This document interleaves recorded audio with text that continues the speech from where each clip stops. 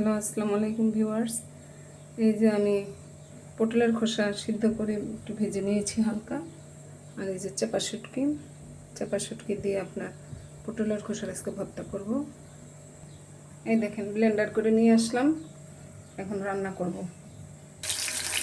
তেল দিয়ে দিলাম, পেঁয়াজ দিয়ে দিলাম, তেলের মধ্যে যে শুটকি দিয়ে দিলাম, চাপা শুটকি এই যে ভেজে নিলাম। অবশ্যই চাপা শুটকি রান্না করবেন, এই যে চাপা শুটকি রান্না করবেন, মাথা ফেলে দিবেন না, মাথা চিতা লাগে কিন্তু অনেক সময়। সামান্য একটু রসুন দিয়ে দিলাম,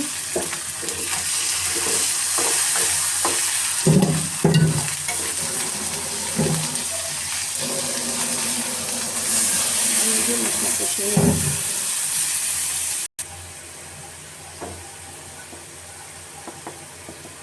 সামান্য একটু হলুদ দিলাম, মাছের গুঁড়া দিয়ে দিলাম। এখানে ধনিয়া দিব না, একটু জিরা পাখি দিলাম, ধনিয়া দিব না এখানে, যেহেতু পটলের খোসার ভর্তা তো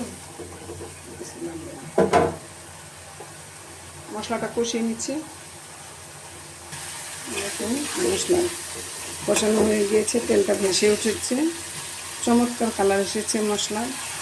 এই যে এখন পটলের খোসাটা ব্লেন্ডার করে নিয়েছিলাম দিয়ে দিচ্ছি।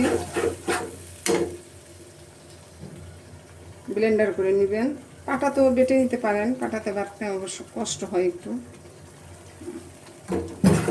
ব্লেন্ডার করে নিলাম, এখন সবার ঘরে ঘরে ব্লেন্ডার আছে। দেখেন পটলের খোসা দিয়ে চাপা শুটকির ভর্তা, সুন্দর ঘ্রাণ বেরিয়েছে।